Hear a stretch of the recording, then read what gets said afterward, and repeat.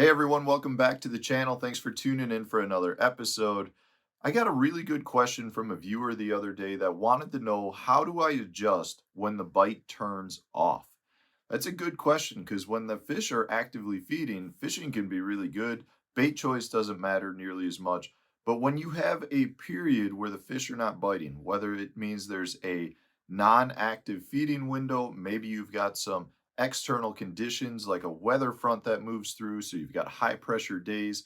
You get these periods where the fish just tend to not be as active. And there are a few things that I really like to do and some bait choices that I really like to make anytime the conditions get really tough like that. So I want to walk you through the baits that I like to go with, what my thought process is, and hopefully it helps you catch a few extra fish. Before I do get into that, I want to remind you, if you're looking to support the channel, please use my Tackle Warehouse affiliate link to make your tackle purchases. I'll put the link in the video description for you. You can go ahead and bookmark that as well for future purchases. All of the support, very, very much appreciated. All right, guys, so let's talk a little bit about what happens when those feeding windows either disappear, or when they really shorten up during the time of day. Like in the fall period, your feeding windows are generally much shorter, which means you have big periods of time where the fish are not actively feeding. Well, how do you go about catching them? Generally speaking, the best thing that you can do is get those fish to react. If you can get them to react, they will bite your bait out of sheer reaction and eat, like their eternal system just telling them they need to eat. They're not actually just swimming up to your bait and eating it. So generally speaking, if that's going to be the approach, you want some faster moving baits. You want some baits that create a lot of deflection. And generally speaking, these are going to be baits that make bottom contact, or at least contact with objects that are in that area. Meaning, if there are fish suspended and maybe you're fishing around brush piles or maybe you're fishing around standing timber, you want to make contact with those objects to create a very irregular deflection that could trigger those fish into biting. So if I have two baits to choose that create the best reaction strikes, I'm going to be looking at a crankbait. This is a Berkeley Money Badger. I like the crankbaits that are really wide wobbling. The reason for that is they will hit more objects, meaning if you've got a very tight wobbling bait, you tend to miss objects. If you've got a wide wobbling bait like this Money Badger, what happens is your contact zone got bigger. So if there's a rock or a stump or a piece of wood, it's easier to hit that and deflect. Plus, they tend to deflect better than baits that are real tight wobbling, meaning they really come off track and will fly off to the left or right. And the Money Badger is a great bait for that. So any of your really wide wobbling crankbaits can be excellent at creating deflections, which create reaction strikes. So I'm always, in tough conditions, going to be looking for a crankbait that can make bottom contact. Now, one other thing I want to point out with this bait, a lot of times your really bright colors like this pink can be very good during tough conditions because it is something that can generate a reaction strike in itself out of the fish. So a lot of times when fishing is tough, I do like to throw bright colors. So another bait that's going to be a power fishing bait is going to be any of your vibrating jigs, like this guy right here. This is a Berkeley Slobber Knocker. Got it paired up with a Berkeley Power Stinger, is a trailer. The key with your vibrating jigs is they go crazy under the water. They're meant to deflect off objects. So if you're fishing around grass, make sure you're ripping it out of the grass. Maybe if you're fishing around docks, hit the dock posts or hit the dock floats. Maybe bring it up over a cable if there's cables connecting to the dock.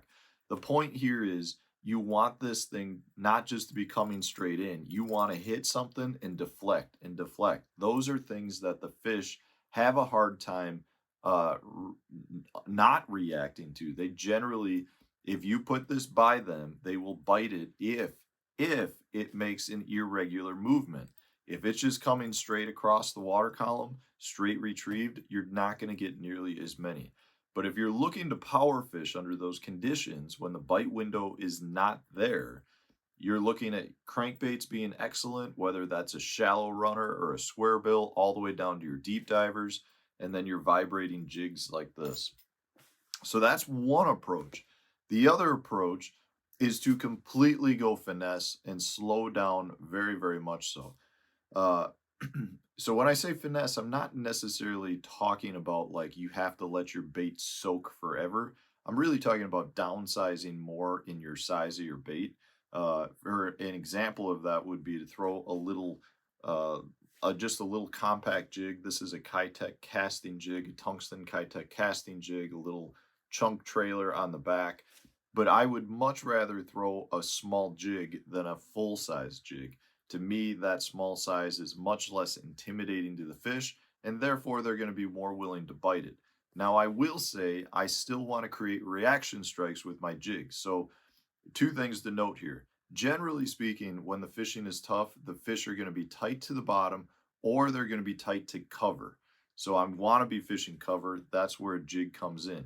But when I'm fishing a jig, I'm not going to be dragging it nearly as much. I'm actually going to let it sit on the bottom, do a little wrist snap with my rod, and get this bait to jump a little bit off the bottom. Because if that fish is looking at it and your bait explodes off the bottom like a crayfish taking off, that generates those reaction strikes. So a small finesse jig can do a great job at that. Next up is just a weightless wacky rig. This is a Berkley Maxent the General. Under your toughest conditions, a weightless wacky rig can be your best friend. So I'm always going to have this tied on just to make sure that it can generate bites. This is kind of falls more in line with that idea of I'm going to let my bait soak. I'm just going to let it sit there in front of the fish, and they have a hard time denying it. So even if they're not hungry, but there is a simple, easy, dying bait fish meal in front of them, which is what I think your soft stick baits resemble, they have a hard time turning it down. So a wacky rig, weightless style, can be one of your absolute best friends or lightly weighted under those circumstances. And then the last one is just an old faithful. This is a Berkeley Pit Boss, but really here what I'm looking for is a Texas rig, a weedless Texas rig, so that you can throw this into the heaviest of cover. Maybe you've got hyacinth mats, maybe you've got topped out milfoil, maybe you got cattails. A lot of times in those tough periods of fishing when the fish are not actively feeding, they're buried up in some cover like that. Maybe you want to throw it into a brush pile or a laydown or throw it under docks. A Texas rig is going to be one of your absolute best baits for that. So you kind of have two approaches, in my opinion. One, you power fish faster moving baits that are going to create real erratic movements that are going to generate strikes.